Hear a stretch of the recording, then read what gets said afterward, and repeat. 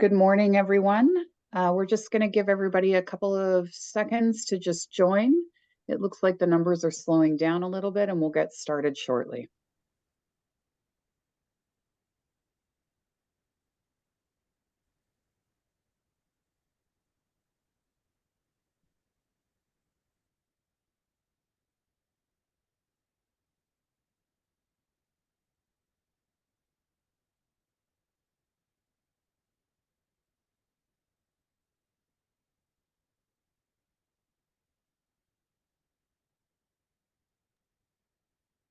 Okay.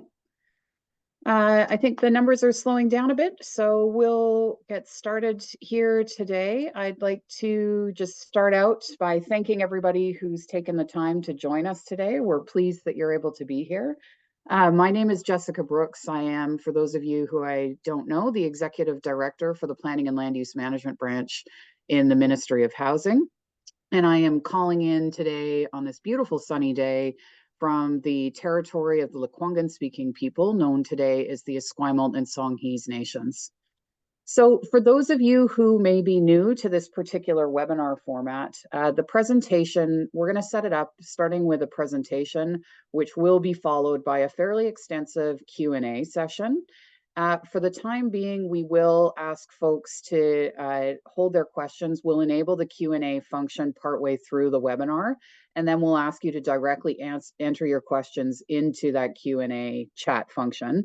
As you see questions coming up on the screen, if there's something that looks like a question you were going to ask, please feel free to upvote that question so we know which ones out of the list that come through have the highest level of interest. Following the presentation, we will then begin answering those questions in priority sequencing. So the upvoting does put the highest priority ones to the top of the list. I would also just like to note for folks that this webinar is being recorded. We will be posting it online on the ministry website so that you can go back and watch it again, or for folks who were unable to attend, it will serve as a resource going forward. So just very briefly before we get started, I just want to take a moment to introduce the different panelists we have with us here today. So in particular, Eric Nichols and Rebecca Penz are both directors with the Planning and Land Use Management Branch, and Shannon Lambie, who is also a manager with our team. And then we have Elisa Tika, who is with the Housing Policy Branch and is a manager in that space. So with that, I will turn it over to Rebecca to start the webinar. Thanks, everyone.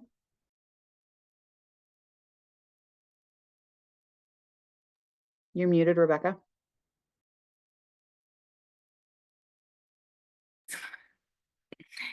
Thank you.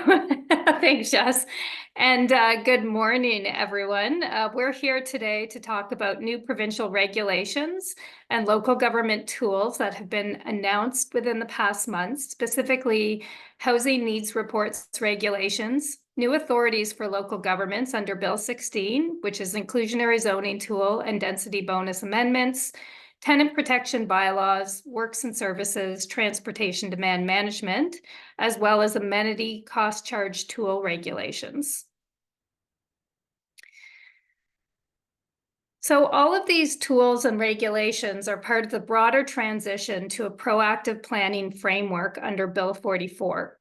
This framework will address the inconsistencies and ensure better planning, better upfront planning and long-term planning. It will help to standardize housing needs reports, ensure adequate housing and official community plans, and align zoning bylaws with official community plans. And it will move away from site-by-site rezoning or spot zonings. Ultimately, this is all about speeding up housing development and creating the conditions to get the housing built faster for all British Columbians. And now I'm going to pass it over to Eric.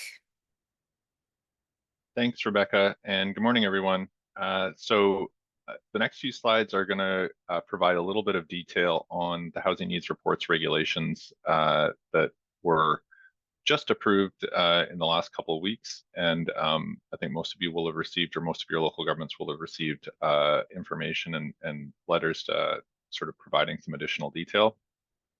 So as Rebecca mentioned, that this is really a sort of a follow-on piece to Bill 44. This important to note brings into effect several elements of Bill 44 that were not yet in place. So over the coming weeks, you'll actually see some of the elements of Bill 44 related to housing needs reports and OCPs and zoning become apparent in BC laws now that the regulation has brought them into effect. But today I'm going to focus in on what the updated requirements for housing needs reports are as specified and outlined in the regulations. So perhaps most importantly, the regulations specify a standard method. We call it the H&R method that provides a more robust, consistent, and comparable approach to calculating the number of units needed in each community. It does that over a 5-year period and over a 20-year period. And as we'll return to in a bit, the 20-year period is particularly important for the planning and the zoning requirements that Bill 44 had.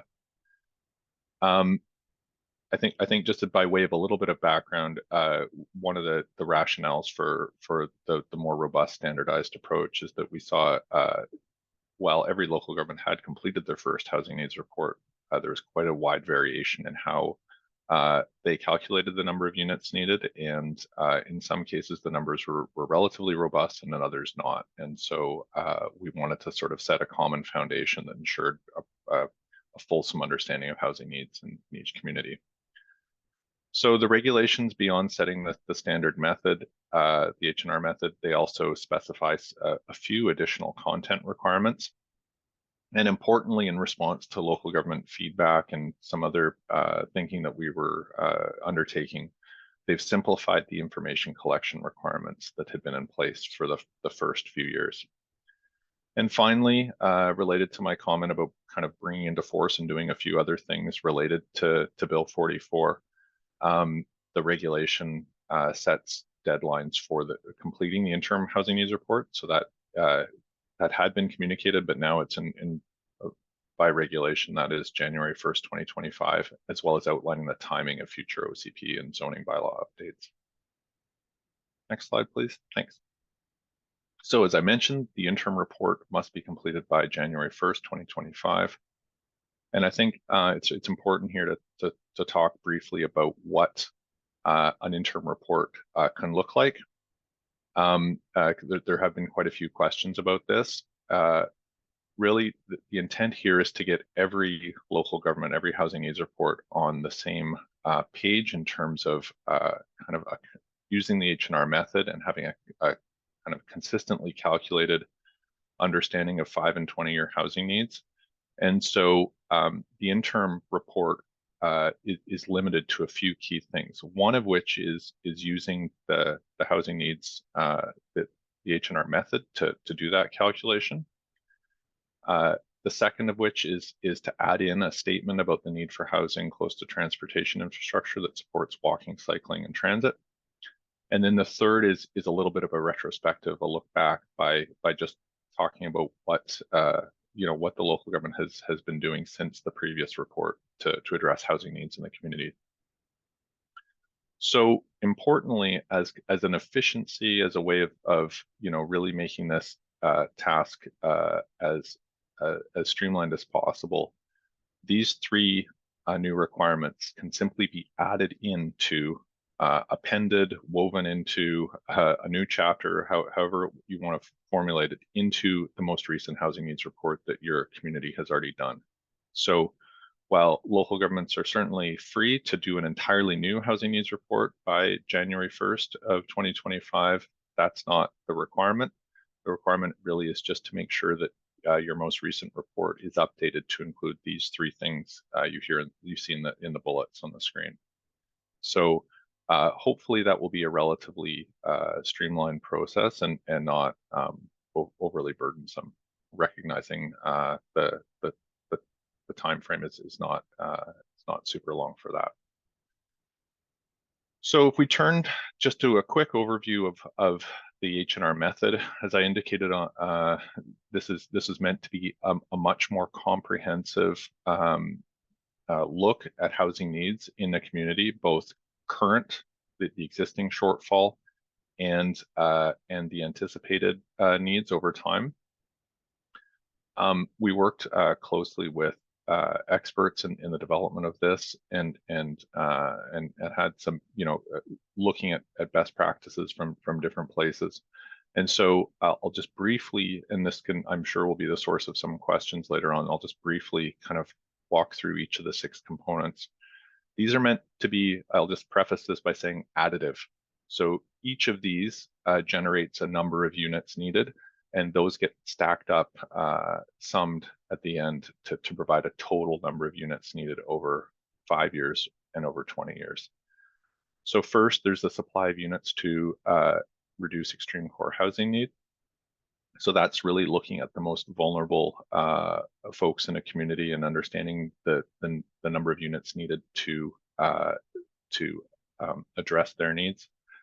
Second is, I should say that same statement would apply to B2, that the supply of units to reduce homelessness. The third element, component C, is the number of units to address suppressed household formation.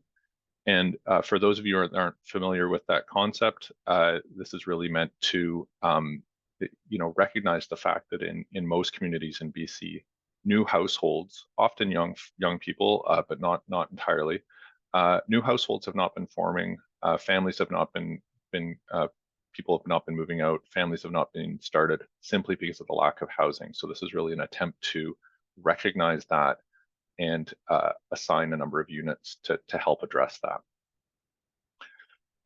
The fourth component leans on population household projections from BC Stats to identify the number of units needed over 5 and 20 years. This tends to be the largest component of the 6 that you see here. E is a number of units in those communities where the vacancy rate is below 3% to bring, that would be needed to help bring the vacancy rate up to that level. And F, which applies to municipalities only, not regional districts, is a quantification based on the price to density ratio in communities of demand. And that is, again, added on top of the others to create the total number of units needed. Next slide, please. So in terms of calculating housing need, we're happy to be able to say that there's sort of a fair bit of support in place. The most important, and I think that which will be the easiest to use, the easiest path for local governments, is to use a tool that the housing specialists at UBC are developing. And they're the same ones behind the HEART tool. And this H&R calculator, which UBC plans to have available in mid-July, will effectively allow you to put in your local government's name, and it'll walk through each of the components and show you the amount for all 6 components, and then the total for both 5 and 20 years. So you'll be able to see the numbers, but also see kind of the math behind them to some degree, so that it's not a black box. It'll be possible to kind of understand how the overall number was reached. Of course, for those that are keen to do the work themselves, we have a technical guidance which has been up on our website since last week, which allows you to walk through, provide some useful examples, and all the data sources, so that you can actually walk through and do the calculations yourself if that's what you'd prefer. All of the data is linked. There are links to each data source, both within the technical guidance document itself, as well as through the BC Data Catalog. Just a plug for the catalog, we also have a number of other data sources there that are informative but not required for the housing needs reports. Next slide, please. So in addition to the technical guidance, which I just mentioned, online as well, there's some FAQs and an updated summary of the requirements, of the legislative and regulatory requirements for housing needs reports. We also plan to bring out some guidance later on in the year for municipalities as they work to meet the timelines for updating their OCPs and zoning to align with their housing needs reports. So in terms of key dates, just to summarize here, January 1st, 2025, as we said, is when the interim housing needs report is due. And again, that can simply just be an update to your most recent report. A year after that, by December 31st, 2025, is when the first OCP and zoning bylaws updates are needed. This is for municipalities only, not regional districts. And again, some of the key things there is that the OCPs and the zoning bylaws must accommodate the number of units, provide for the number of units identified, the 20-year number of units identified in the housing needs report. And then that's kind of that'll be, in a sense, that'll be the first the first time through the first cycle. Looking forward, it'll be the first, let's call it regular or full housing needs report would be due 4 years after the first on December 31st, 2028. And then every 5 years after that, that's timed to census data release. So that's one of the important things with the standardization is kind of the regularity and having all local governments update on a similar schedule. And then every OCP and zoning bylaw update for municipalities would be due within 2 years, so of each housing needs report, so 2030, 2035, 2040, and so on. Next slide, please. So I'll turn it back over to Rebecca. That was a very quick tour through the housing needs reports requirements. Great, thanks, Eric. So we are going to open the QA function now so that you can start to add your H&R questions. But while you're doing that, we are going to be moving on to the overview of the Bill 16 authorities. You can keep an eye on those QA, the questions in the QA tool, and feel free to upvote questions posted by others that you're interested in. That helps us to prioritize responding to questions. All right, so moving on to Bill 16. This bill provides new authorities for local governments to support the shift to proactive zoning, specifically inclusionary zoning, plus density bonus updates, tenant protection bylaws, works and services, and transportation demand management. So I'm going to give an overview now of inclusionary zoning.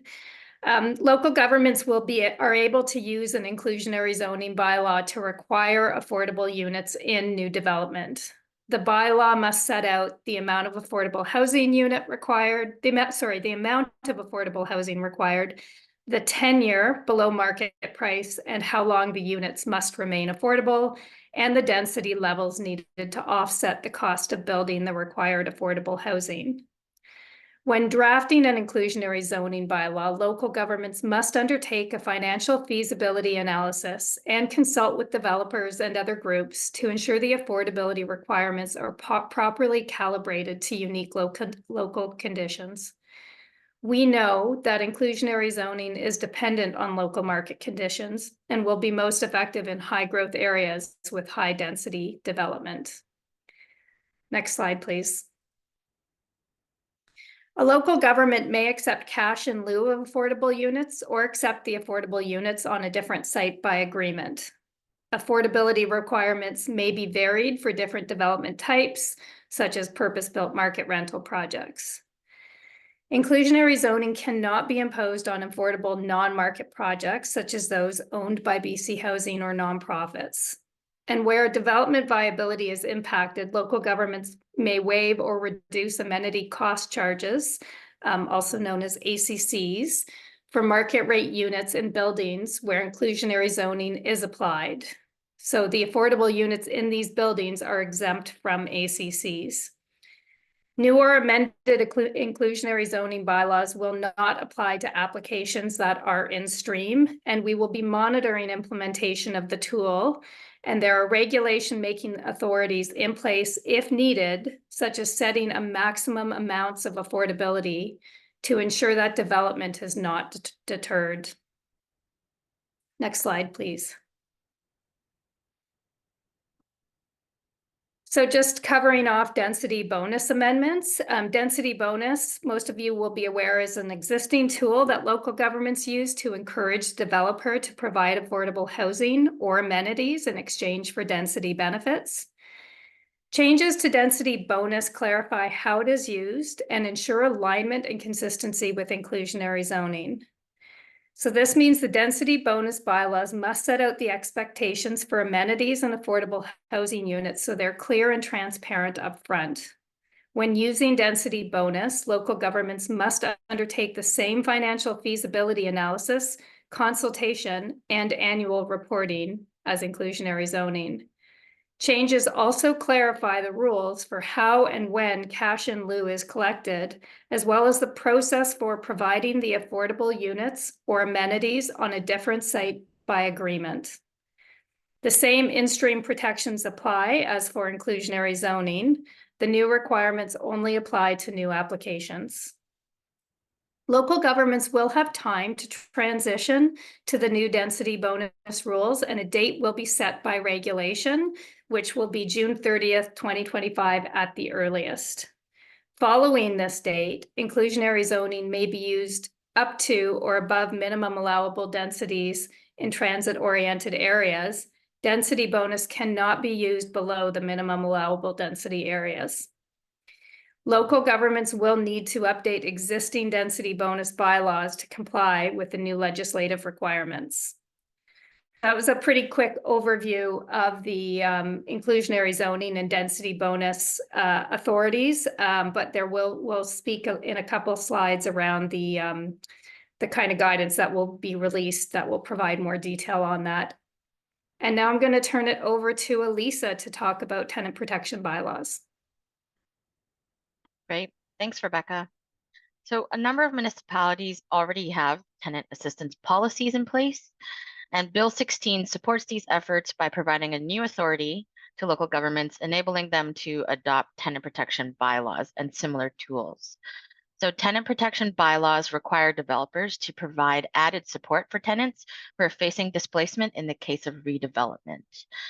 This includes such things as notices or information regarding a proposed redevelopment, financial compensation, moving assistance, assistance finding a new place to live, and the opportunity to exercise the right to enter a new tenancy agreement in a new building that the owner has an interest in at a particular rent level, also known as right of first refusal. This new authority allows municipalities to design an approach that meets the unique needs of their community.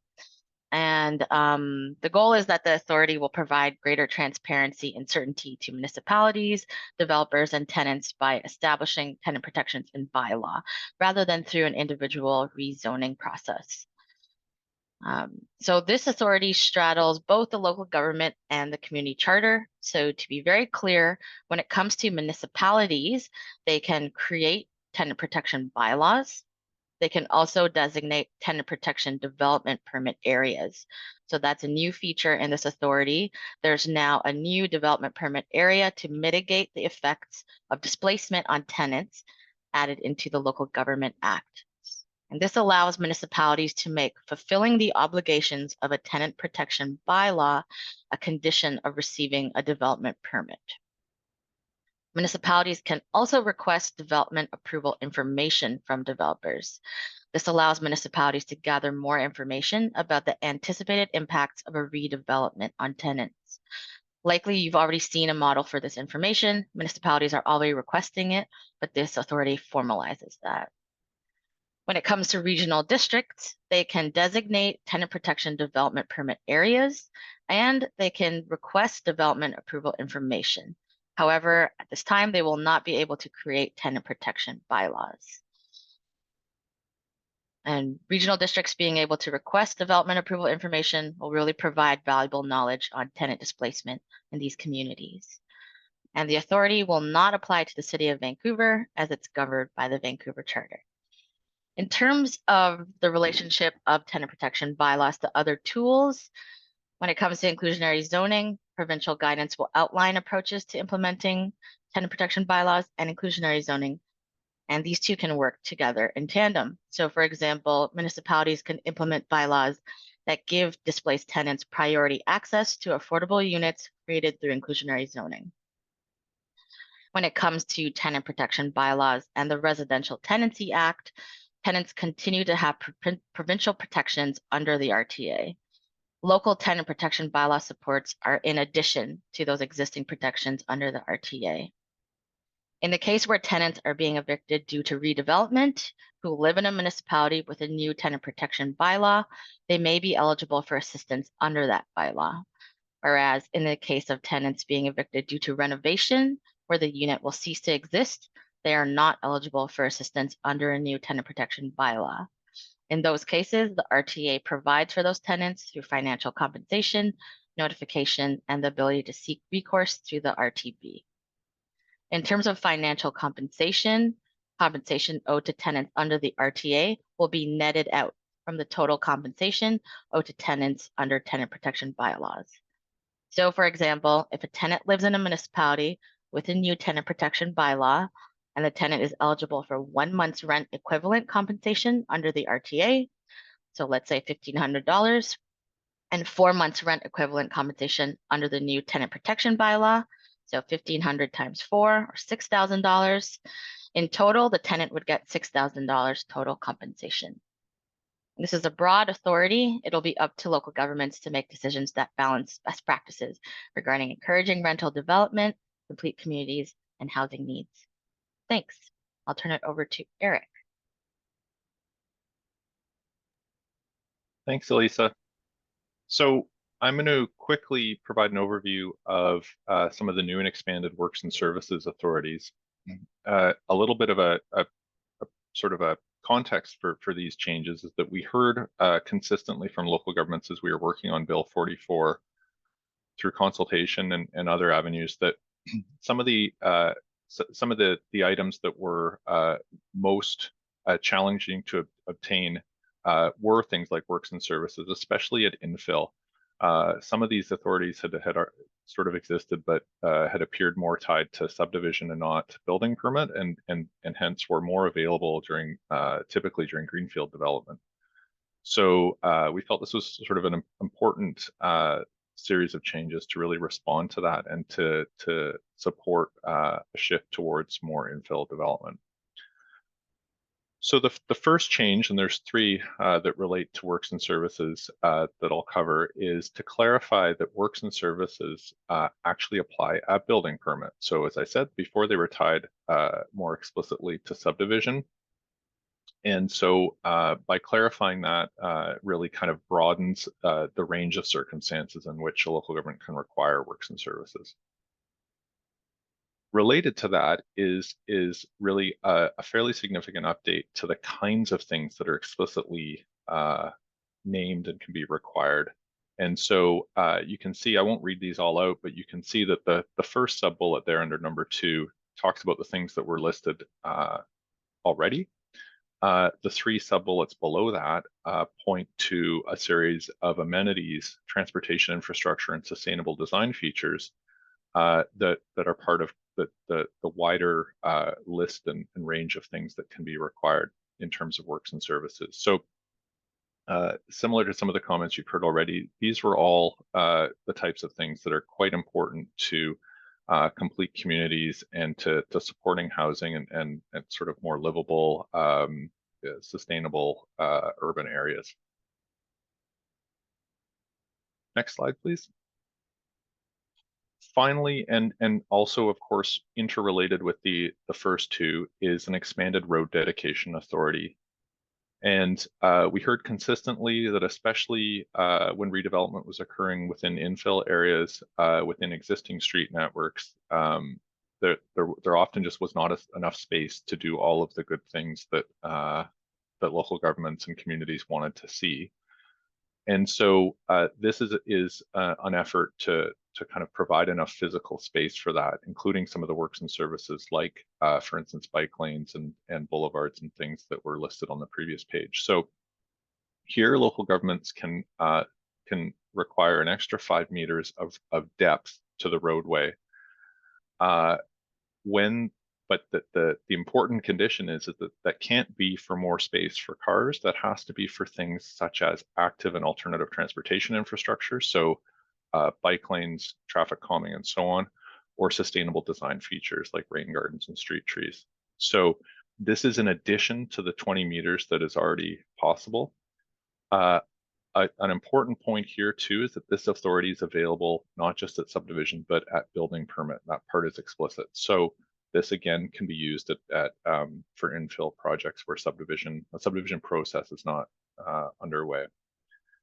And so, you know, we heard consistently from local governments that sometimes it was only a matter of half a meter or, you know, 2 meters. That was the difference between being able to include a sidewalk that was the proper width and perhaps also tree root wells that were big enough to allow, you know, older and larger trees over time, or to have not just a bike lane, but an actual properly buffered bike lane. And so, you know, the intent here is to give local governments a lot more flexibility in how they sort of structure and design the street area and kind of the public realm. So an important note there, you see with the star below it there, you know, these authorities are really meant to not be used to prevent development. So you know, and there will be guidance coming out in the coming months, but really the intent here is to strike the right balance between securing some of these really positive, important outcomes, but not getting in the way of development. So that this is not meant to reduce the available density or sort of curtail or make housing projects not viable. So that's it for works and services, but of course, very related to that is a new transportation demand management TDM authority for local governments.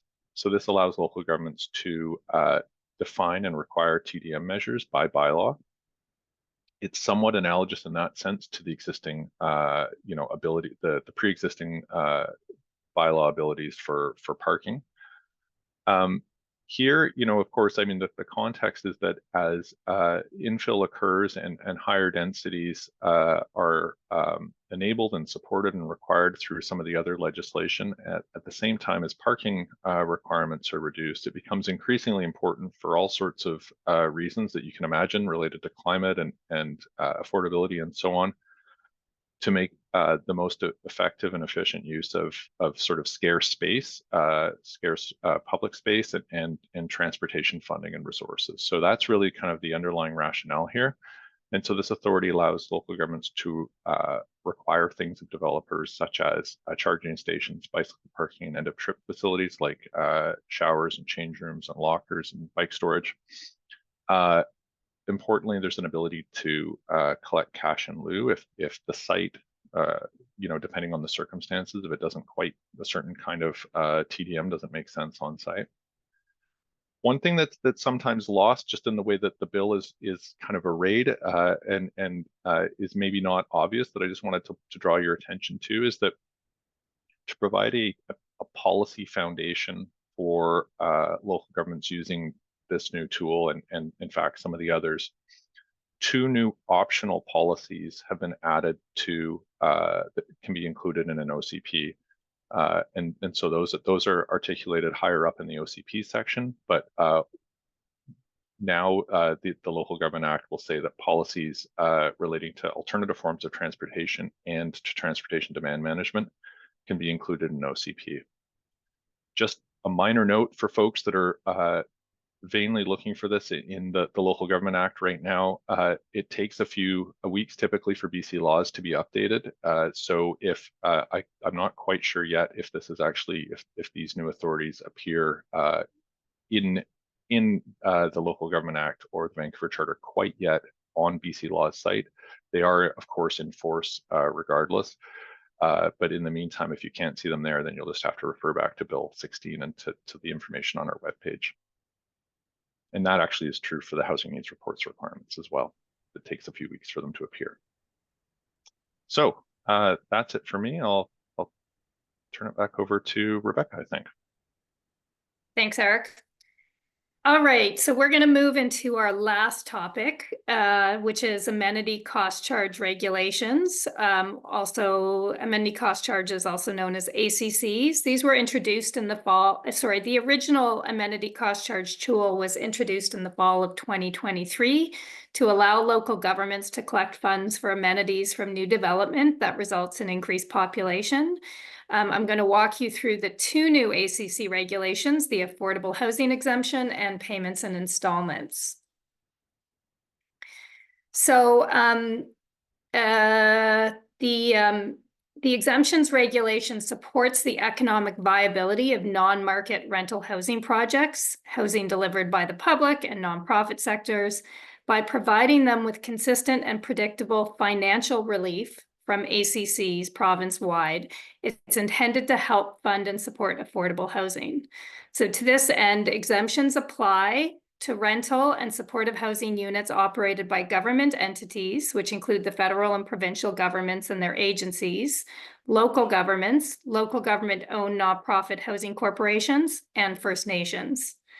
Nonprofit housing providers are also exempted. These include societies incorporated under the Societies Act, regional health authorities under the Health Authorities Act, registered charities under the Income Tax Act, and not-for-profit corporations under the Canada Not-for-Profit Corporations Act. Nonprofit cooperative housing includes housing under both the Cooperative Association Act and the Canada Cooperatives Acts. So this sets out where ACC exemptions apply to affordable housing. The next regulation is the payments installments regulation. And in this basically allows for change to the development cost charge installments regulation, which allows for DCCs to be paid in installments according to a schedule. That regulation has been amended to now allow for ACCs to also be paid in installments. And it outlines the specific details of the timing of ACC payments by a developer based on 3 equal installments on the same schedule as the DCC payments in installments. All right, so as we wrap up here, I just want to touch on some of the resources available. So comprehensive guidance on development finance and the new Bill 16 authorities will be released later this year. The HNR guidance, as Eric already mentioned, is already released, and there should be a link in your chat function that takes you to the Housing Needs Reports webpage where all of the resources are listed.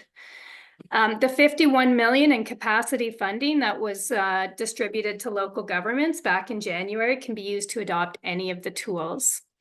We've also funded the Planning Institute of PIBC to roll out the Peer Learning Network to support adoption of new legislation and new tools. And we're working with them to ensure they're also rolling out some supports around HNR's Bill 16. And that kind of thing.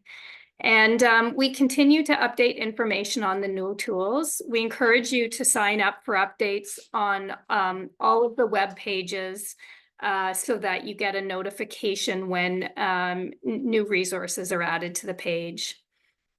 And the meeting recording and presentation for this meeting will be posted in the coming week online on the webinar page as well, so you can go back and reference it or share it with other colleagues. Okay, thanks again for joining us. And now we're going to move into our QA portion of the meeting.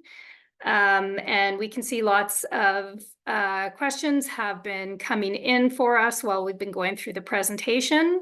So I'm going to sort my QA tool by most upvotes. So that's what we'll be prioritizing. I can see there's a fair number of questions to start with on HNR. So I might try to package those up together so that we focus initially on HNR, making sure we have adequate time to touch on Bill 16 and ACCs. All right, so question 1, Eric, this is to you. What is the exact data source and method for calculating the demand buffer? Thanks, Rebecca, and thanks for that question. So the demand buffer and that was informed by some expert advice. The demand buffer relies on BC assessment data that we had access to understand both the relative price to density ratio in municipalities. And so the short answer is it was BC assessment data. Great. All right. And if the HNR method produces one unique number for each municipality, could ministry staff generate the 5-year and 20-year numbers for everyone just to make it streamlined? It's a great question. There is I think it's fair to say that we could generate some of the numbers, but we thought it was important for local governments to be able to see the information themselves and the steps, and partly that was done, in the absence of knowing that there would be an H&R calculator with UBC as well. Okay. And why was density used to determine housing needs in relation to the demand buffer? Did the province consider ALR land in this calculation to exclude those? Sorry, mine just jumped around, so I'm not sure what the end of that sentence was. So the way that the demand buffer method works is that effectively it only looks at built up areas to begin with and understands the relative density within those. So it is by its nature excluding ALR and other areas where there's no housing currently. It's really it's looking at the relative density of existing housing. Great. All right, the next question again about the demand buffer is it's heavily underweighting urban areas where there is a clear transportation and servicing efficiency. Why is the province spreading housing out rather than concentrating it? So there's a few different answers to that. The first is that I'll say that because it looks at the ratio between price and density, it's meant to reflect where demand, which is the price signal, and density are seemingly most effectively kind of discordant. Understanding that in every region it plays out a little bit differently, we did make sure to not apply the demand buffer to regional districts. That was partly exactly for the reasons that the question is getting at, about ensuring that development happens in the right places. The other thing I'll say is that because larger places have a larger base need from which the demand buffer is calculated, while in some smaller places there might be a relatively higher proportional amount due to the demand buffer, the volume, the number amount in larger places will consistently be larger. And those are the places where growth is anticipated most. The final thing I'll say is, of course, the overall the demand buffer is one component of 6, and the overall number of units needed, that simply informs OCP and zoning policies and zoning that accommodates these numbers. It doesn't mean that amount of housing necessarily gets built. One final thing I'll add, just because it may not come up, is that the refresh of a housing needs report, first in 2028 and then every 5 years after that, will ensure that these numbers are effectively course corrected over time. So the 20-year number today will definitely not be identical to the 20-year number in a given community in 2028, and then 5 years after that, again, it'll be updated to reflect what's gone on in the community in terms of growth and building and so on in the meantime. So this is a kind of a constant state of course correction that we think is helpful and necessary to keep things as sort of the numbers as fresh as possible given the circumstances. All right. Good question on the relationship between the HNR method and the Housing Supply Act targets. Yeah, and I'm glad that's asked, because that was something I realized I forgot to mention during the presentation. one of the underlying things that everybody should understand is that the targets method for 5 years and the housing needs reports method for 5 years are effectively aligned. They're very, very similar.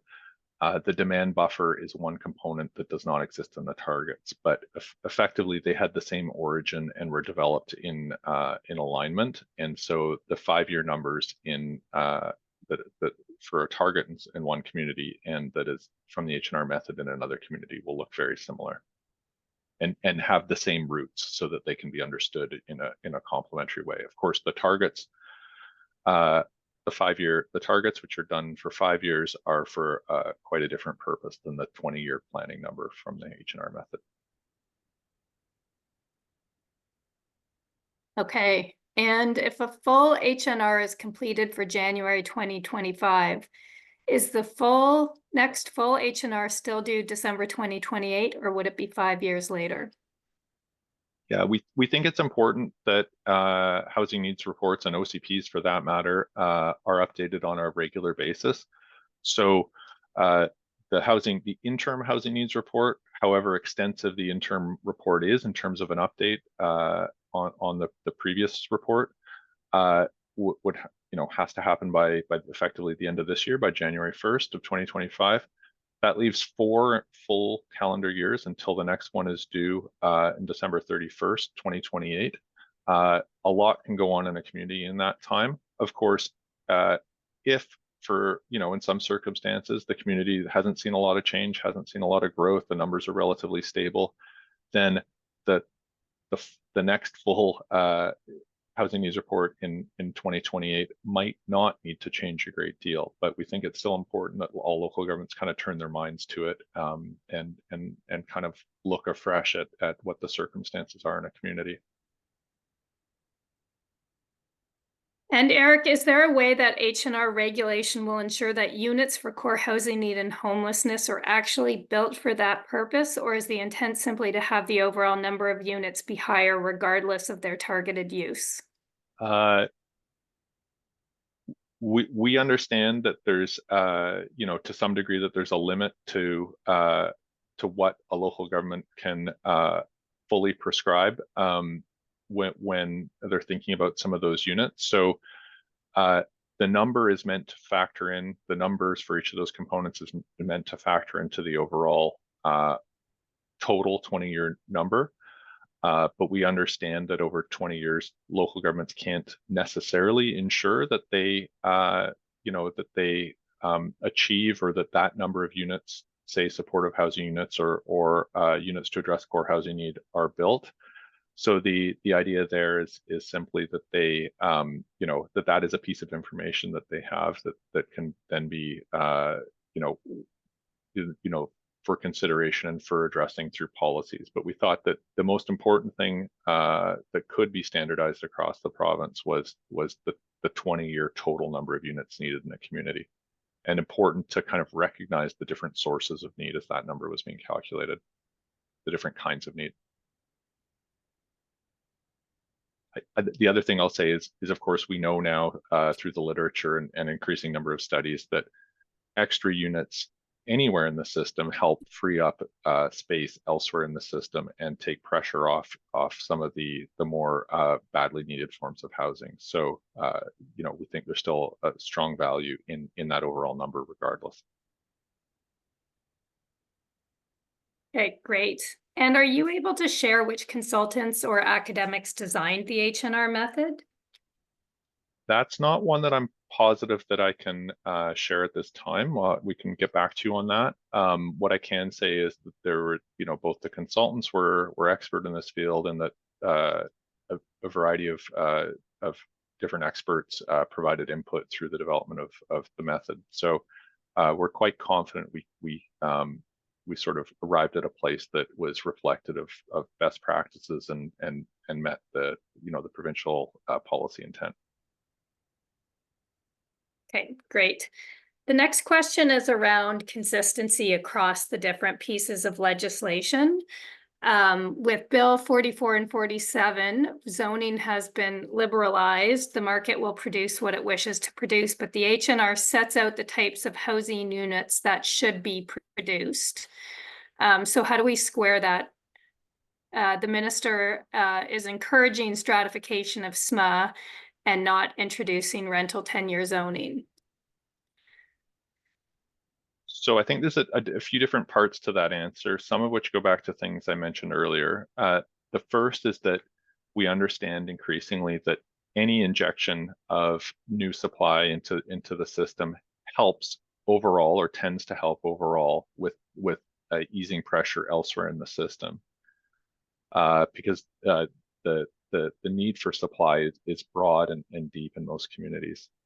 The second is that understanding that the total number, as well as some of the components, can be helpful for some of the policies that local governments set when they're thinking through some of their different, their OCP and their zoning, using tools like rental zoning or inclusionary zoning where warranted.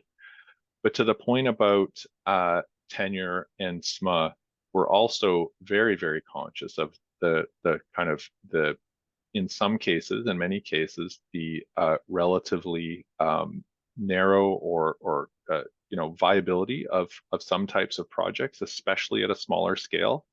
And so I think the province's perspective is it's better to have those units built than to crush their delivery entirely with requirements that make them unviable. So recognizing in each community that balance is a little bit different. Market conditions will change that balance over time, but it's important consideration is not to overload new supply with too many conditions.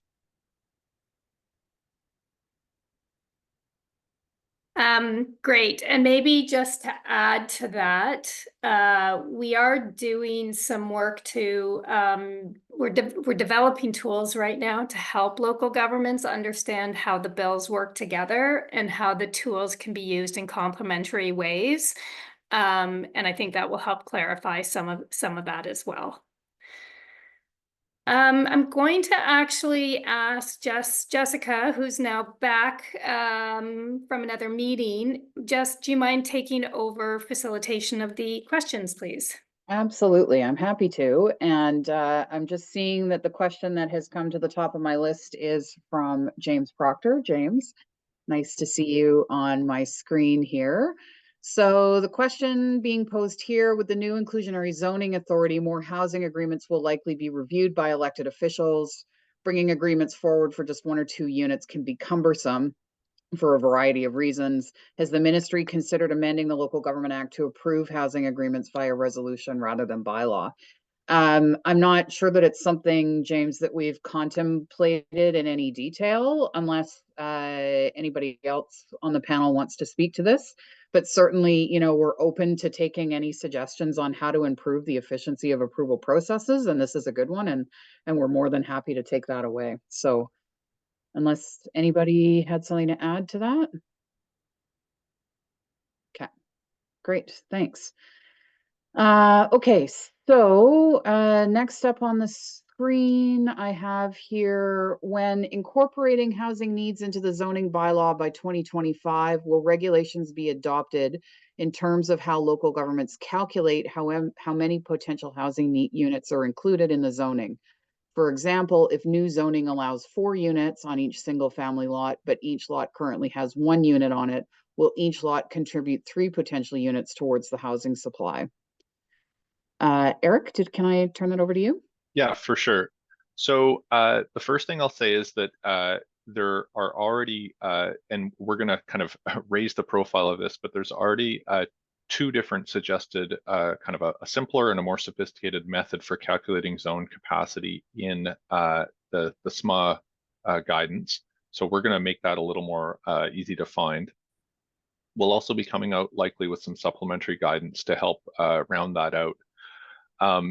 We recognize that a simple zone, there's different ways to get at zone capacity. Some are very basic and straightforward. Others are more sophisticated and start to get into the economic likelihood that something will turn over and be redeveloped in a certain different time frame. So we're going to attempt to ensure that local governments have kind of a range of guidance to that effect.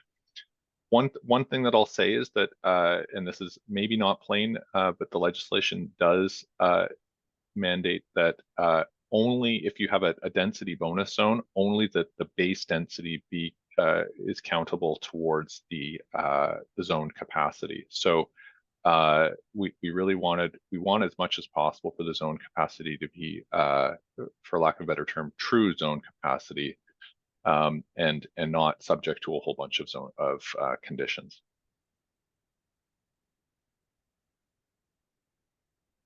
Thanks, Eric. So the next question I have is, can you please provide a definition of servicing officer from Bill 16? Is it anticipated this will be the same person as the approving officer? Eric? So the choice of that term was deliberate. It was meant to give that role a different place in the legislation because of the different references that already existed to servicing off, rather to subdivision approving officer. That said, there's nothing, subject to your own internal decisions and advice, there's nothing that prevents one person from occupying both of those roles. So it doesn't have to be a different individual. It's just that role has its own statutory definition and or presence in the legislation.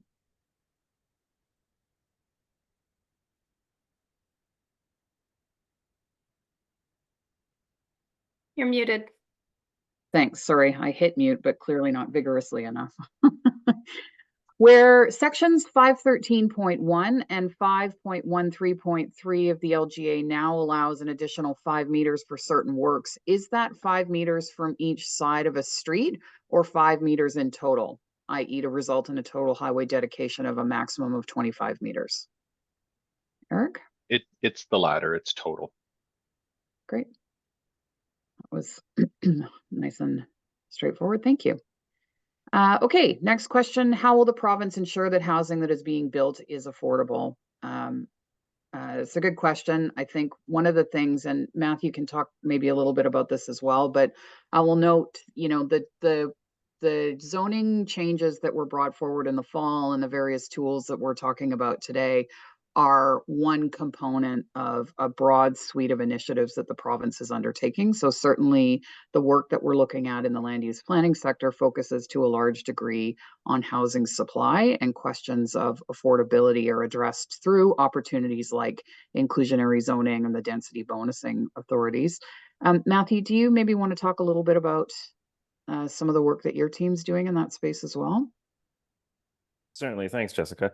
So I'm with the housing targets branch. So we're working with right now the 30 municipalities that have been named for housing targets, and there's the remaining 17 for the 47 out of the housing supply regulations.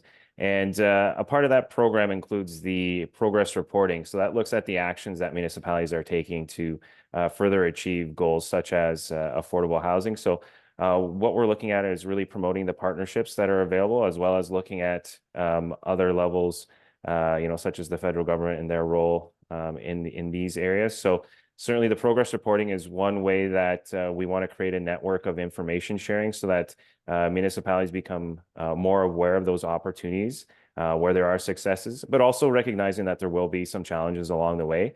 And so collectively, how can we overcome those barriers to address areas such as affordable housing and the other unit breakdowns that come as guidance information for housing targets? Thanks, Matthew. Next question that I have here. Oh, apologies. My screen just refreshed itself. Oh, okay. So sorry, it's just changed slightly. So many of the links to data sources in the technical guide seem to be broken. Can you please update or create a direct path to the website? Eric, do you? Sure. Yeah, we noticed that one or two of the links were broken over the last few days, and we've updated a few, and we're updating some more. So thanks for your patience. It's always a little bit of a complicated exercise to get multiple documents and data sources up online simultaneously. So if anybody does have any trouble accessing things, don't hesitate to reach out and let us know, and we'll do our best to keep on top of making sure links work. Can I just add that because things are changing quickly and sometimes Google or other tools cache old documents, if you get to, we encourage you to regularly Control F5, which clears your caches and make sure you're looking at the most recent version, and may resolve some of the broken links for you as well. Thank you both. Okay, the next question. Why does the new section 513.2, which allows requiring new road or widening existing road at building permit, refer to within the subdivision when it's intended to be a power that's related to BP and not subdivision? Sorry, my screen's jumping around, which is why I sound like I'm hesitating on the question. Eric? Thanks. This is where this is where the choice of terms in legislation gets a little interesting. Fun for those of you that enjoy these things. This is actually we thought through this particular wording. Here, what I think you're stumbling upon is the difference between subdivision as a noun and subdivision as a verb. So the use of the term there is the noun. So it is an area that has had subdivision at some point. So it just means effectively any area. It does not mean where a subdivision process is underway. So just be it's kind of it's nuanced. I understand, but that's the underlying difference there. Great, thank you. Okay, so the next question I have, as housing needs reports include affordable housing, and affordable housing is exempt from DCCs and ACCs, will funding be provided to keep our development charge programs whole? Please be as clear as you can on the point. And I will also note that there's another question in here about the provision of additional capacity funding for municipalities as well. So I think maybe Rebecca, do you want to just talk a little bit generally about, I think, DCCs and ACCs, and you know, I can comment on the funding question more broadly. Sorry, I'm just trying to play catch up on where this question, I'm not seeing the question. It's about how the rates are being set for DCCs and ACCs? Yeah, let me just read this. It's saying, as HNRs include affordable housing, and affordable housing is exempt from DCCs and ACCs, will additional funding be provided to keep development charges programs intact? I'm not aware of any additional funding programs for government for those. However, I do think that part of the ACC regime that's been brought in is a sort of analysis of viability of those projects. And so local governments will have to find balance in funding from new development, and specifically how those amenities benefit new folks moving into those developments with existing funding from existing sources within their local governments. Thanks. And I just, maybe we'll also note briefly, just in response to the comment about exemptions from DCCs, affordable housing, I believe, is not automatically exempted from DCCs. That is the ACC regulation that was just passed addresses that directly, but it is specific to the ACC and doesn't apply to the DCC.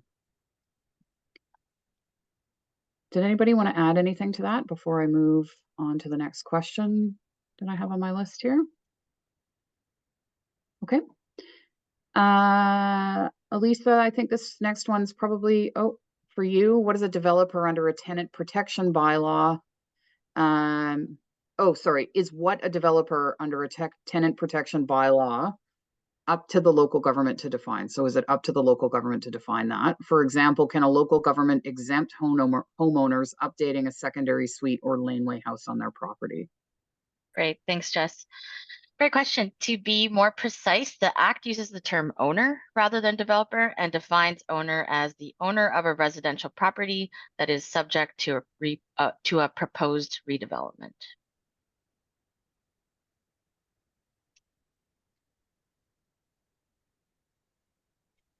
Thank you.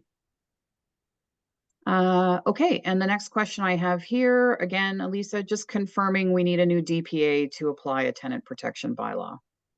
Thanks. So municipalities do not need to designate a tenant protection DPA in order to have a tenant protection bylaw. They can simply develop a tenant protection bylaw. However, they won't have the leverage that comes with invoking the development permit process. So I imagine as we move towards proactive zoning, it would be useful to tie tenant protection bylaws to the specific development permit process. Thanks.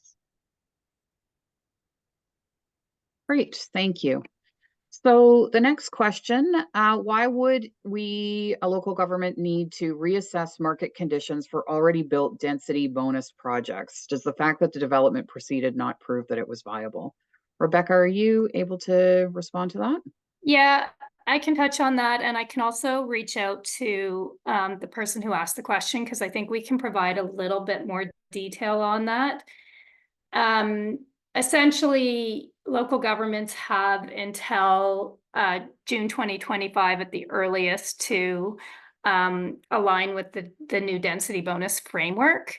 And I think what this question alludes to is that there are some specific site-specific zones with density benefits in them, and through the we're aware of this, and I think we'll provide some guidance through the sort of proactive zoning regime on how those can be aligned across with the density bonus framework. They will need to be updated, but whether or not the rigor around the feasibility analysis will need to be incorporate existing zones that have density benefits within them. We'll provide further guidance on that. Thanks, Rebecca. I'm wondering, I'm thinking, I'm not actually getting the most upvoted questions on my list, and I'm wondering if, Rebecca, maybe you want to take over facilitating just to make sure that we're addressing the right questions. Yeah, happy to. Okay, so HNR methodology, Eric, back over to you. Will the UBC calculator generate the exact same result as the Excel method? Yeah, the idea is that the UBC, we've been in contact with UBC, so that the idea there is that they are pulling in exactly the same data sources and using the exact same procedure, the exact same method, and so should be generating precisely the same results.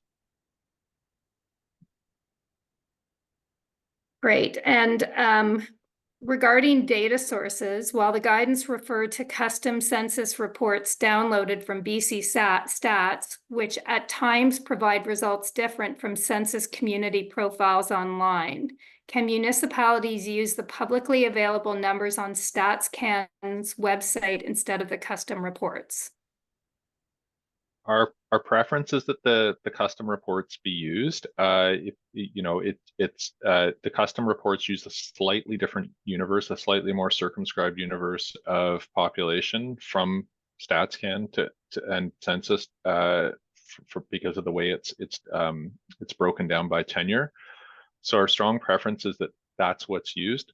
That said, the Housing Needs Reports framework is flexible enough that if local governments have any extra information about or color or context about what's going on in the community, once they've calculated the 20-year number according to the method, the HNR method, they're free to provide that supplementary information as context. So, saying this is what the 20-year number, but we also have heard this or we know this in addition, and so there's a fair amount of flexibility there.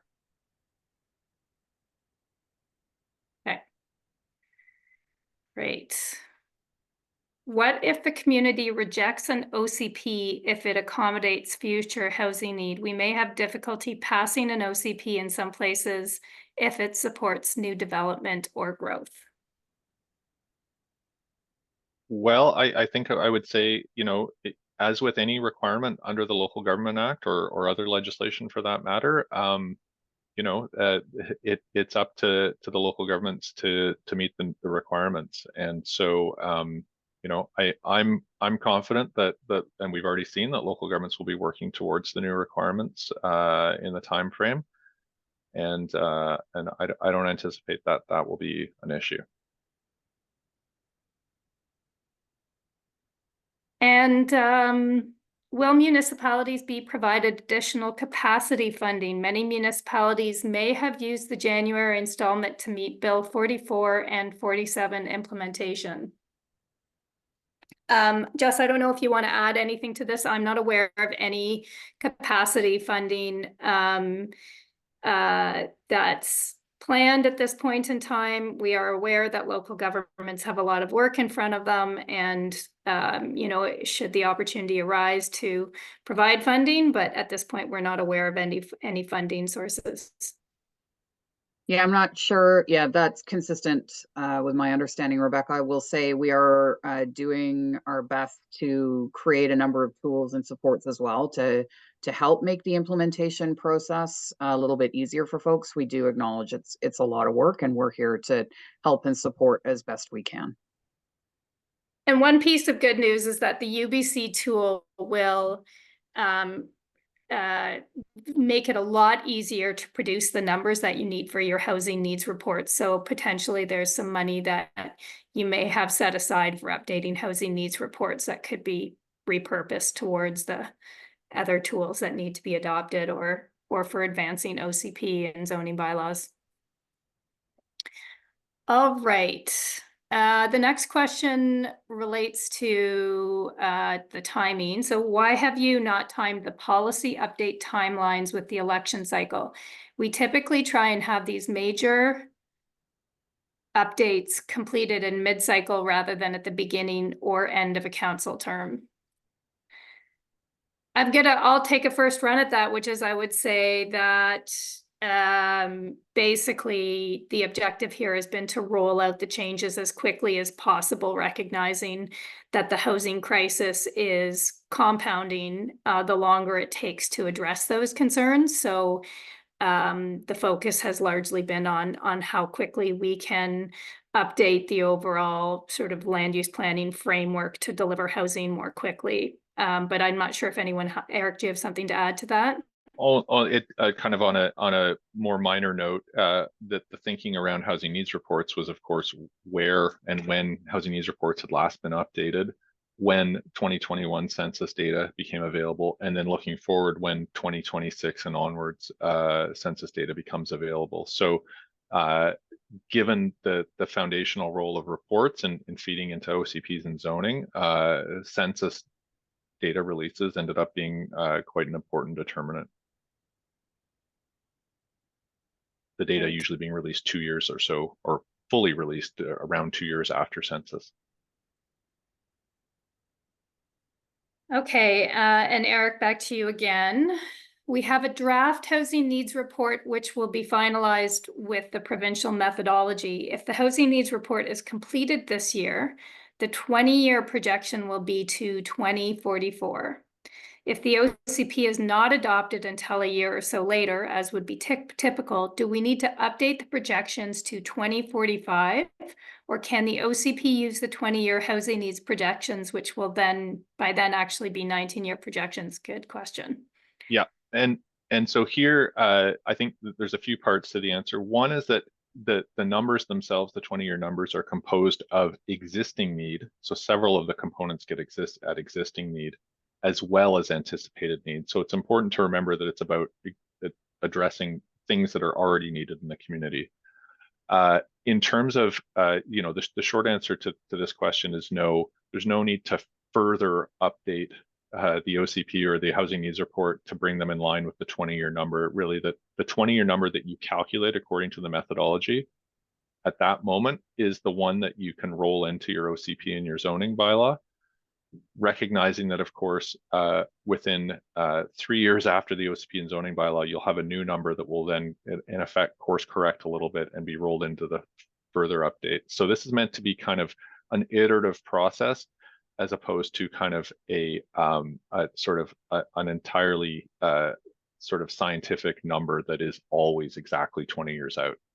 This is really meant about to build in sufficient planned and zoned capacity into to be looking forward over a longer time frame and on a regular basis than was typical.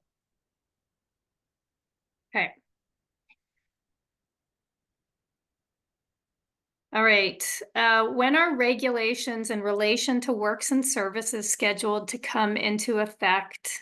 For example, designated servicing officers, as these can't be utilized until the province identifies who can be a servicing officer. So to be clear, the regulations that are in there, or the regulation making authorities that are currently in there, we don't have a plan at this moment to exercise those. Those were put in for effectively to as looking forward in case feedback or circumstances indicated that they were necessary, or more information or things changed. So as it stands right now, those authorities are all live. They have been since the end of April and can be used with immediate effect. There's no further regulations from the province that are needed to make a go of them. Okay. Great. Okay, so developers can say they will build a certain number of affordable housing units when submitting the original building plan. What will determine the ACC amount to be paid? If through the building phase, they decide to change the number of affordable housing units, how will cities be able to recalculate the amount of ACC paid up front to include these units that were changed from affordable to market value? Jessica, do you think you can respond? Yeah, that's a great question. Let me take a run at it, and I'll just preface it by saying, if the response that we're providing, if you still have some outstanding questions, please follow up and we can talk this through in a little more detail, because there's lots going on. So I would say, with regards to ACC and inclusionary zoning requirements, one of the key features of these authorities is that the requirements have to be set out upfront in separate bylaws. So developers will know well ahead of time and before they start a project what they're actually going to be required to pay for an ACC, or what they're going to be requested to provide in terms of inclusionary zoning units. And for an ACC, for example, those charges are applied on a unit or square meter basis. So whatever the number of units or the spaces in the development, that's the charge. So we don't anticipate that there's a space there to really go in and recalculate once that development is kind of in progress. So the ACC bylaws have to set out the ACC amount and where they're going to apply, and the inclusionary zoning bylaws have to set out requirements as well and where those will apply. And then just in terms of how they're paid out, we see the ACCs are paid out at the building permit or subdivision approval stages. And they can't really be changed on a development by development basis. So just kind of alluding back to what I was saying before. I think that covers, the bulk of it. But as I said, if I've missed something in there, please do feel free to reach out and follow up, and we can talk this through in more detail. And Eric, back over to you. When will we get the guidance for the 2025 OCP and zoning bylaw update?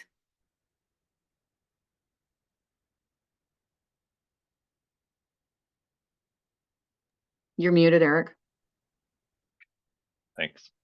Our plan is to roll out guidance for the OCP and the zoning, just like the Bill 16 tools, incrementally over the coming months.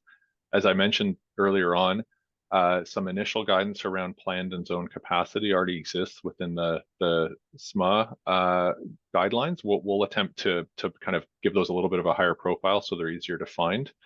And then part of what's informing the guidance, honestly, is the kinds of questions we're getting as the requirements are landing and we're talking to local governments and others.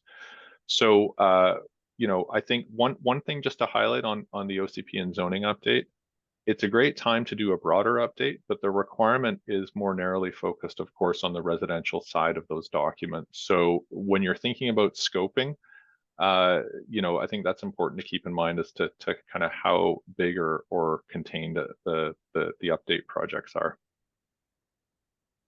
And Eric, there's also a note in here that it would be helpful to have a guide specific to regional districts.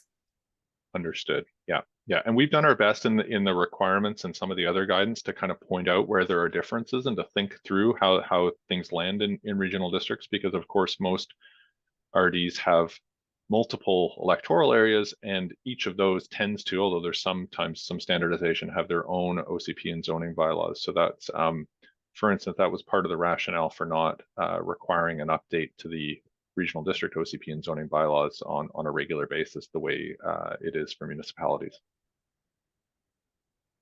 Great. And Eric, back to you on the demand buffer. Does it take into account lands outside of the urban containment boundary? Some of the rural municipalities in our region are seeing a very high demand factor that may not align with their development potential based on the boundary. We understand that point, unfortunately, because not all regional districts or areas of the province or municipalities have kind of urban containment boundaries. That was not a possible point to kind of include across the board. So we did not, but back to some of my earlier point, because it does focus on existing built up areas by inherently, we hope that it at least manages to, we know that it effectively excludes kind of lands without existing development on them, and therefore hopefully helps to kind of contain some of the where the extra sort of demand or capacity is reflected. Okay. And you may have answered this already, Eric, but do we need to define a service officer in our local bylaws, or can that role be delegated administratively? That might be one that I get back to you on in terms of whether it's preferable to actually define who the servicing officer is or what their role is in the local bylaw or not, or whether it's delegated. As I said earlier, it could entirely be the same person as the subdivision approving officer, but it doesn't, the role is statutorily different. So that's one we'll take away and get back to you on. Yeah, maybe follow up with Eric for those who are interested in that question. Jess, you might be best positioned to answer this one on RGSs based on what was in the DAPR report. So are changes expected to regional growth strategies? There's nothing substantive being contemplated at the moment, although I will note, you know, with some of the changes that have come through Bill 44 and potentially 47, you know, there have been some kind of aggregate effects on regional growth strategies and kind of how they account for some of the new requirements, but nothing significant. Great. This is an interesting one, and I'm not sure, Jessica, you might again be best positioned to respond to this one. Will the province consider housing density transfers between municipalities? And I don't know if that applies to the pre-zoning, probably does. So maybe that's an Eric question as well. Yeah, I would say that's not something that we're contemplating at this time.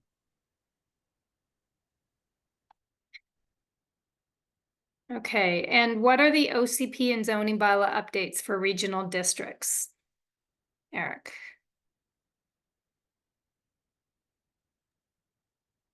Thanks. Good question. Just kind of going back to one of my earlier points, regional districts are required to update their housing needs reports per the schedule and per the new requirements. There is no requirement on regional districts to update OCPs and zoning bylaws. And again, part of the rationale there is that we understood just the incredible amount of work it would be to be updating on a regular basis multiple OCP and zoning bylaws for you know, several electoral areas. That said, of course, we're encouraging of any OCPs and bylaws anywhere being as up to date as feasible. So, you know, if I think we're entirely encouraging of regional districts to modernize and update and standardize and simplify their planning, their OCPs and their zoning for electoral areas. But to be clear, there's no required timeline. Some of the new provisions that are would kick in, of course, next time a regional district went to update their OCP, in terms of, for instance, the optional policies around TDM and alternative transportation that I mentioned earlier, or around some of the new statements about different kinds of housing need that must align with the housing needs report. But again, that's only when and if a regional district goes to update its OCP. Okay, and Jessica, a question on density benefits. Do all density benefit areas need to have an in-kind offering, or can we have a cash-only density bonus?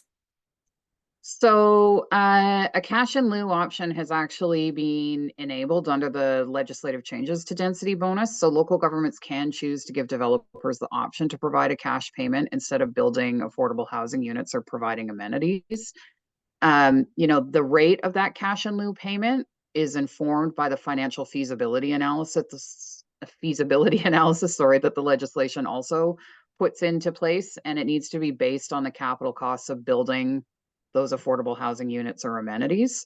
But essentially, yes, that cash in lieu option is there. Okay. Eric, can you clarify whether regional districts also need to update OCPs and zoning bylaws in line with housing needs reports by a specific deadline, or does that only apply in a municipal context?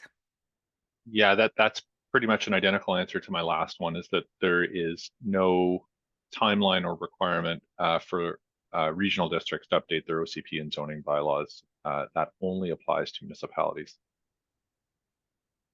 And Eric, on Bill 16, can we get the additional 5 meters for transit only lanes? What if we are looking for flexibility on what those lanes are used for? I think the ultimate use, is up to the local government looking at the context of the legislation and what they're contemplating. But I would point out that transit with certain, transit specific lanes were certainly along with biking and walking facilities were certainly part of the intent to provide, and I believe the language allows for that. I think where you might need to give it a little bit more thought and perhaps seek legal advice is if you're thinking of somehow having that shared between, if say it was only transit for transit 2 hours a day and the rest of the time it was just a general purpose travel lane, then you might that's something you'd want to look into. So certainly the intent was for transit and other forms of clean transportation. And Eric, we're testing your policy gymnastics right now as we cross a bunch of different topics. You're demonstrating your dexterity here. Glad I had coffee. Another question for you. Does the not be used to prevent the development rule for works and services also apply to the road dedication authority at building permit, or just the imposition of works and services? I think it most directly, and this is maybe one that I'll just confirm offline while some other questions go through. I think it is most directly tied to the road dedication piece. I would say, regardless of what the legislation says, I would say the province's intent or hope is very much that none of these tools be used to impede development or kind of constrain the amount of housing that's being built, but rather that they be used kind of in tandem with that to support them and kind of in a very thoughtful way. So, but to the narrow question here, I think it does only apply to the road dedication piece. Thanks. Okay, the next one, the term local government is used liberally, and it might be helpful to confirm if this applies only to general purpose local governments, municipalities and regional districts, or special purpose local governments, e.g. improvement districts.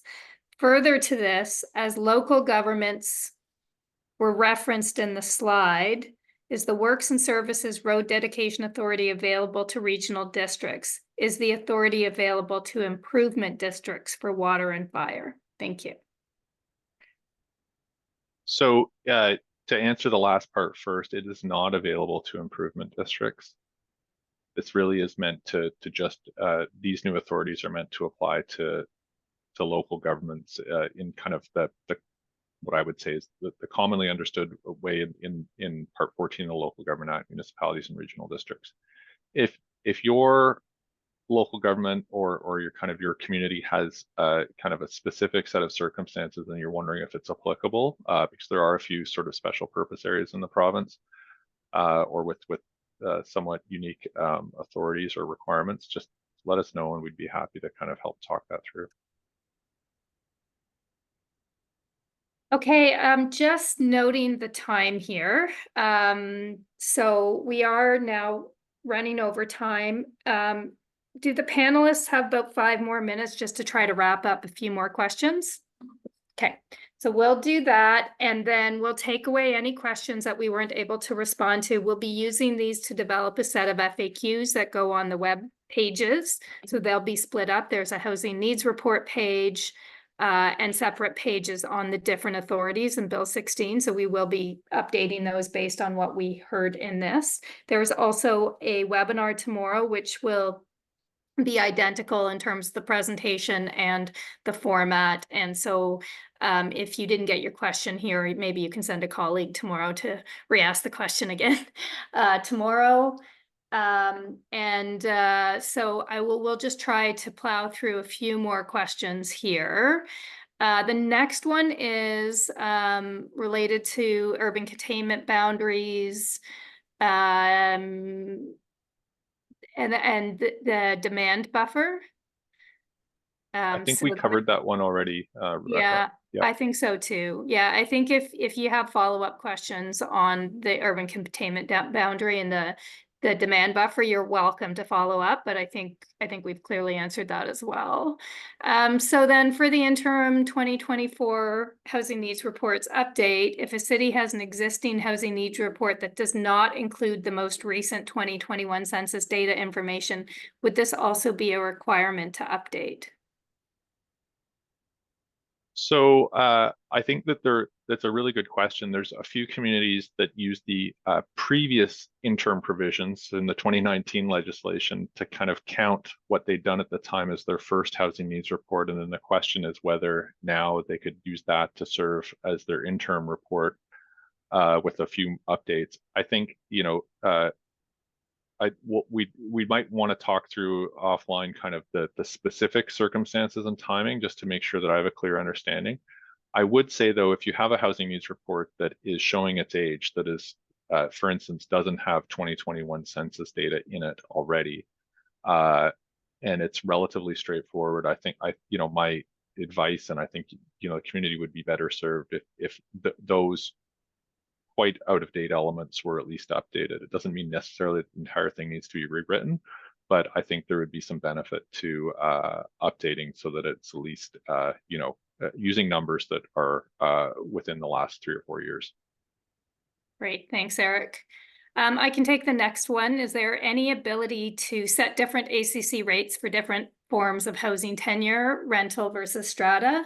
ACC can vary charges by different areas, zones, uses, and different numbers of lots or units in a development, but there isn't an ability to set different ACC rates for rental versus strata.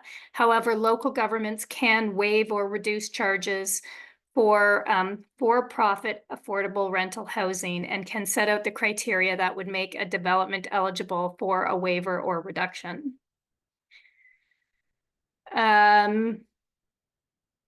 Okay, let's see, just trying to get here. Will the renovation code per Clean BC, when if implemented, be aligned with tenancy issues in the new legislation?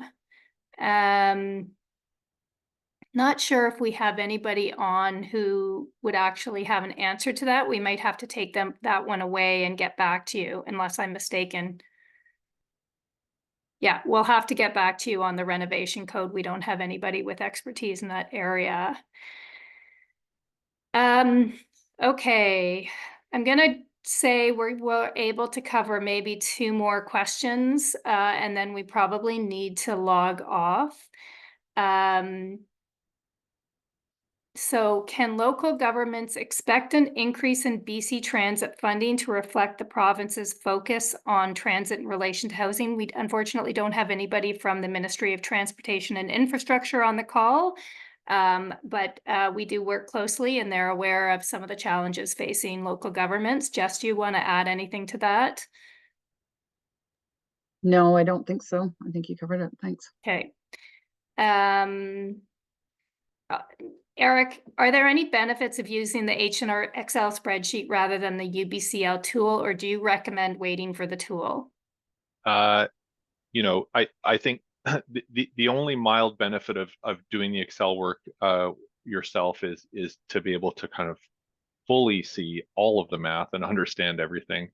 I don't think in most cases that warrants doing it yourself. I think you know, most places will probably want to choose to just wait for the UBC tool.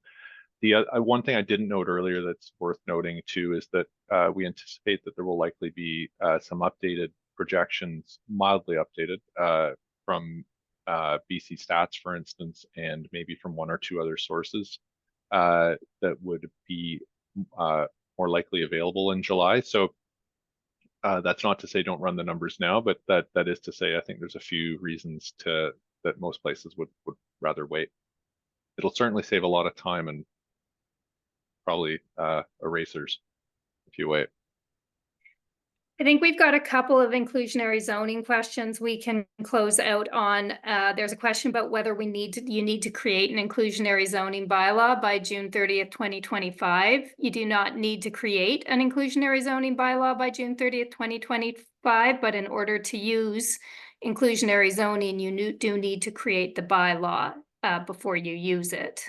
And then there's a question around inclusionary zoning in more rural contexts, where the economics are that low density projects are often more profitable than higher density multifamily projects.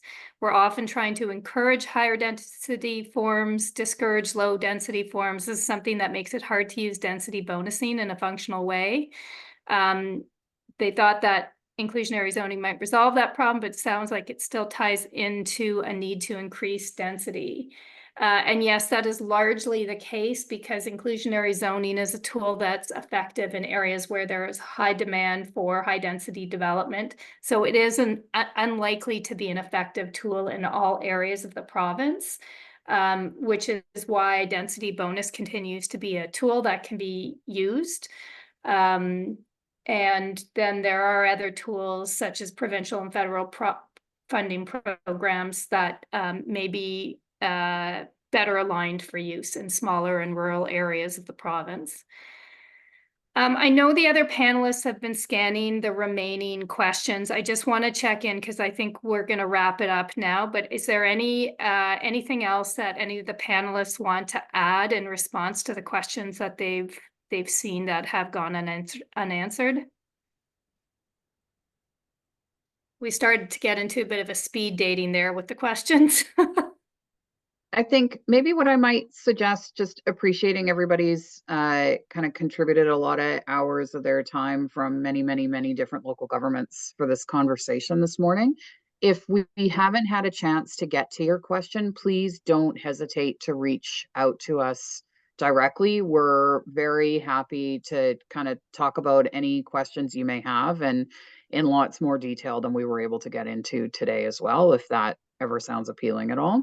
And I wonder, Rebecca, do you want to do a bit of a plug for the website too? Yeah, so we have in the chat a lot of the resources. And as I mentioned earlier, we encourage you to go on to each of the web pages for the tools and legislative requirements that you're interested in, and then subscribe to that page so you get updates. And as a reminder, please continually control F5 to make sure that you're not looking at older versions of manuals because your computer has cached the old version. I also just put in the chat the generic inbox to the planning and land use branch. So you can send any questions on any of these topics. If they're tenant protection bylaws or about housing targets, we will make sure to forward them to our colleagues as well. But yeah, if you didn't get your question answered, please feel free to reach out or to jump back onto tomorrow's webinar. You may not choose to sit through the presentation again, or maybe it was fabulous and riveting and you do want to sit through the presentation again tomorrow. We can take another run at all those questions. And then we will download all the questions that we received and use them to create the set of FAQs or to update the existing FAQs that are on the web pages. And thank you all for joining us today. Thanks, everybody. Have a good day.